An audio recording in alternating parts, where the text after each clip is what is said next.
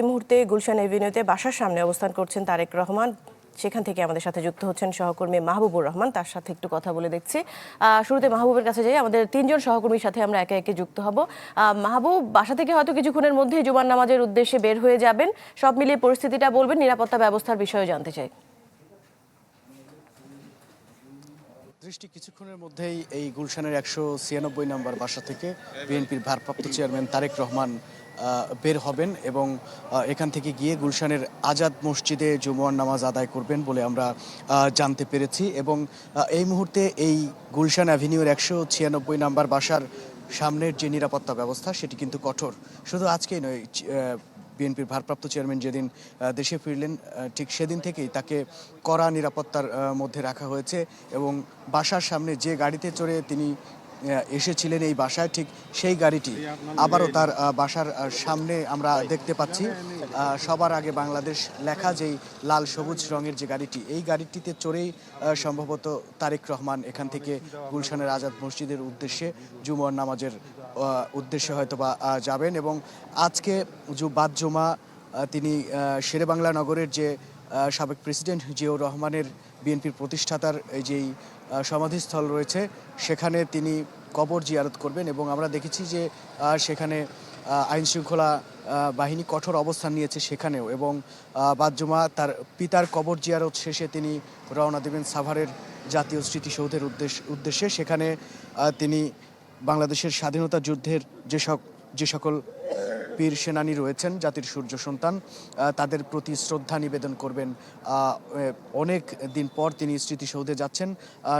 ঠিক সেখানেও আইনশৃঙ্খলা কঠোর করা হয়েছে, জোরদার করা হয়েছে। এবং সব কিছু মিলিয়ে আজকে তারেক রহমানের যে দুটি কর্মসূচি রয়েছে, রাজধানীর জিয়া উদ্যানে এবং সাভারের জাতীয় স্মৃতিসৌধে, এই দুই কর্মসূচিকে কেন্দ্র করে আইনশৃঙ্খলা বাহিনী কঠোর অবস্থান নিয়েছে এবং সব জায়গায় আইনশৃঙ্খলা জোরদার করা হয়েছে। আমরা দেখতে পাচ্ছি আসলে আমাদের ক্যামেরায় যে চিত্রটি দেখতে পাচ্ছি, এই গেট দিয়েই তারেক রহমান বের হবেন। গুলশান অ্যাভিনিউর 196 নম্বর সেই বাসা এটি, যেটি অ্যাভিনিউ রোডের ঠিক প্রায় মাথার দিকে। এবং আগামীকালকেও কিন্তু তারেক রহমানের দুটি কর্মসূচি রয়েছে। তিনি ঢাকা বিশ্ববিদ্যালয়ে গেল কয়েকদিন আগে নির্বাচনী প্রচারণাকালীন গুলিবিদ্ধ হয়ে নিহত হয়েছিলেন শরীফ ওসমান হাদি, তার কবর জিয়ারতের পাশাপাশি তিনি রাজধানীর যে পঙ্গু হসপিটাল রয়েছে তিনি কিন্তু সেখানেও যাবেন। এবং এই মুহূর্তে আমরা যেখানে রয়েছি গুলশান অ্যাভিনিউর 196 নম্বর বাসা, এই বাসা থেকে জুমার নামাজের উদ্দেশ্যে তারেক রহমান বের হবেন। এবং বাসার সামনে যে লাল সবুজ গাড়িটি দেখতে পাচ্ছি, সম্ভবত তিনি এই গাড়িতে চড়েই জুমার নামাজের উদ্দেশ্যে গুলশানের আজাদ মসজিদ বা সেন্ট্রাল মস্ক নামে যেটি পরিচিত সেখানে যাবেন। জি মাহবুব, আমরা ফিরে আসবো আপনার কাছে। আমরা একটু শাহনাজ বাবলু আছেন জিয়াউর রহমানের সমাধি প্রাঙ্গণে, তার সাথে একটু কথা বলে দেখছি। বাবলু, নিরাপত্তার ব্যবস্থাটি জানতে চাই, কারণ আমরা যতদূর জেনেছি যে জুমার নামাজের পরপরই তিনি তার বাবার কবর জিয়ারত করার উদ্দেশ্যে রওনা হবেন। সেখানকার নিরাপত্তাটি একটু আমাদেরকে বলবেন। আপনার পেছনে ব্যাপক ভিড় দেখা যাচ্ছে, সেই সাথে পুলিশ সদস্যদেরকেও আমরা দেখতে পাচ্ছি। দৃষ্টির নিরাপত্তা ব্যবস্থা ব্যাপক। এখানে আমাদের গণমাধ্যম কর্মী যারা ছিল ভেতরে মাজার কেন্দ্রিক যে প্রাঙ্গণে, যারা আমাদের যারা পাস কার্ড দেওয়া হয়েছিল তাদেরকে এখান থেকে সরিয়ে দেওয়া হয়েছে। তাদেরকে বলা হয়েছে যে রাস্তার মাজার প্রাঙ্গণের সামনে যে ব্রিজ আছে, ব্রিজের পারে মূল রাস্তায় দাঁড়ানোর জন্য। আমি যদি একটু দেখাই নিরাপত্তা কর্মীদের অবস্থান, এখানে নেতা কর্মী তো আসছেনই, একটু আগে বিএনপির স্থায়ী কমিটির সদস্য মির্জা আব্বাস এসেছেন, তার স্ত্রী আফরোজা আব্বাস এসেছেন। তো আপনি জানেন বেলা জুম্মার নামাজের পরে গুলশান থেকে বিএনপির ভারপ্রাপ্ত চেয়ারম্যান তারেক রহমান রওনা দিবেন, যিনি 1.5 যুগের বেশি সময় পর তার বাবার কবর জিয়ারত করতে আসবেন আজকে। এখানে বিএনপি স্থায়ী কমিটির সদস্যরা থাকবেন, সাথে থাকবেন বিএনপি মহাসচিব মির্জা ফখরুল ইসলাম আলমগীর সহ। তিনি এখান থেকে সরাসরি সাভারের যে জাতীয় স্মৃতিসৌধ রয়েছে সেখানে চলে যাবেন।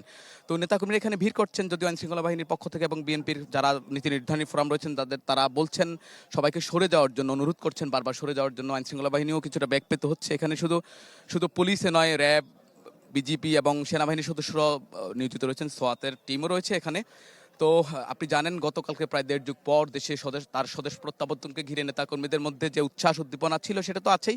আজকেও তিনি যখন গুলশান থেকে বের হবেন তখন রাস্তায় নেতাকর্মীদের অবস্থান থাকার কথা রয়েছে। আমরা যখন আজকে অফিস থেকে যখন আমরা চন্দ্রিমা উদ্যানে, বিশেষ করে জিয়া উদ্যানের যেই মূল রাস্তা সেটি প্রবেশ করার সময় যেটা দেখেছি চারপাশেই নেতাকর্মীদের ব্যানার ফেস্টুন ছিল, নেতাকর্মীরা এখানে আসছেন। এখন আফরোজা আব্বাস বের হয়ে যাচ্ছেন। আপনি যদি দেখেন, আমরা কিছুক্ষণ আগে বিএনপি স্থায়ী কমিটির সদস্য ইকবাল হাসান মামুন টুকুর সঙ্গে কথা বলেছি। তিনি জানিয়েছেন যে গুলশানের আজাদ মসজিদে নামাজ পড়ার কথা থাকলেও কিন্তু হয়তো তিনি বাসার কাছাকাছি যে মসজিদ রয়েছে সেখানে জুম্মার নামাজ আদায় করবেন, সেখান থেকে তিনি এখানে আসবেন। আপনি জানেন তারেক রহমানের স্বদেশ প্রত্যাবর্তনকে কেন্দ্র করে নেতাকর্মীদের মধ্যে যেমন উচ্ছ্বাস রয়েছে তেমন উচ্ছ্বাস রয়েছে সাধারণ মানুষের মধ্যে। তারা বলছেন যে দেশের যেই টালমাটাল রাজনৈতিক পরিস্থিতি সেটি অনেকটা স্থবিরতা আসবে এবং নেতাকর্মীদের মধ্যে প্রাণের সঞ্চার হবে। আজকের যেই কর্মসূচি সেটি থেকে এখান থেকে তারা কথা বলে। ডেন্টিস্টের পরামর্শ নাও নতুন কোলগেট অ্যাক্টিভ সল্ট।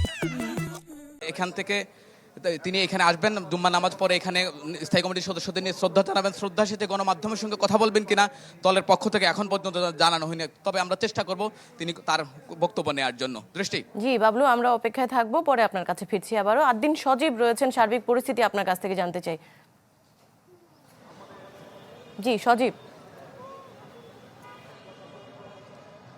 আপনি জানেন যে আসলে তারেক রহমানের যে স্বদেশ প্রত্যাবর্তন বা দেশে ফেরা এবং তারপরে তিনি আজকের যে কর্মসূচি তার রয়েছে, তার পিতার কবর জিয়ারত, জিয়াউর রহমানের কবর জিয়ারত তিনি করবেন এবং সেজন্য আমরা যে নিরাপত্তা বলয় দেখতে পাচ্ছি, বিশেষ করে চন্দ্রিমা উদ্যানের যে প্রধান এখানে যে সড়কটা রয়েছে সেই সড়কটা কিন্তু ইতিমধ্যে বন্ধ করে দেওয়া হয়েছে। যান চলাচল একেবারেই বন্ধ করে দেওয়া হয়েছে।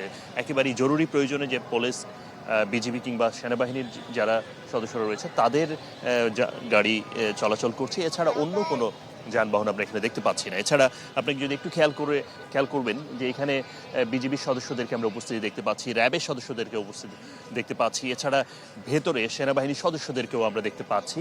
এবং আমরা এখানে আমাদের ভিতরে ক্রমেই যারা এখানে নেতাকর্মীরা ভিতরে উপস্থিত হয়েছিল, এর আগে যারা এসেছিল, সকাল সকাল যারা এসেছিল তাদেরকে কিন্তু একটু সরে যাওয়ার জন্য ধীরে ধীরে বলা হচ্ছে বা বিনয়ের সঙ্গে সেই অনুরোধটা জানানো হচ্ছে। বিশেষ করে চন্দ্রিমা উদ্যানের সড়কের যে ফুটপাত, সেই ফুটপাতের বাইরে আমরা ভেতরে চন্দ্রিমা উদ্যানের যে উদ্যানের ভেতরে আমরা তেমন নেতাকর্মীদের উপস্থিতি দেখতে পাচ্ছি না, বরং আমরা দেখছি যে তারা ধীরে ধীরে বের হয়ে যাচ্ছে এবং যারা চন্দ্রিমা উদ্যানের ভিতরে যেতে যাচ্ছে তাদেরকে আমরা দেখছি যে পুলিশি যে বাধা বা তাদের পক্ষ থেকে, পুলিশের পক্ষ থেকে যেটা বোঝানো বা নির্দেশনা সেটা তারা জানিয়ে দিচ্ছে। এবং সেই কারণে যেটা হচ্ছে যে নেতাকর্মী যারা রয়েছেন তারা কিন্তু যে প্রধান সড়ক সেখানে উপস্থিত হচ্ছেন। আপনি জানেন যে ঘড়ির কাঁটায় সময় খুব কম, আর খুব বেশি সময় নেই। কিছুক্ষণের মধ্যেই, কিছুক্ষণ বলতে নামাজের পরেই চলে আসবেন তারেক রহমান কবর জিয়ারত করার জন্য। এরপরে তিনি এখান থেকে মুক্তিযোদ্ধাদের স্মরণ করতে যাবেন স্মৃতিসৌধে। সব মিলিয়ে আমরা অপেক্ষা করছি আর কতক্ষণ নাগাদ আসেন সেই গাড়িবহর এবং সার্বিক পরিস্থিতি নিশ্চয়ই পরে আপনাদেরকে জানাতে পারবো। সজীব, ধন্যবাদ আপনাকে আমাদের সাথে যুক্ত হওয়ার জন্য। সেই সাথে আমাদের আরো দুজন সহকর্মী আমাদের সাথে যুক্ত হয়েছিলেন। তারা যেমনটি জানাচ্ছিলেন যে তারেক রহমান কিছুক্ষণের মধ্যেই জুমার নামাজের উদ্দেশ্যে বের হবেন, সেখান থেকে তিনি তার বাবার কবর জিয়ারত করতে যাবেন, তারপর যাবেন জাতীয় স্মৃতিসৌধে।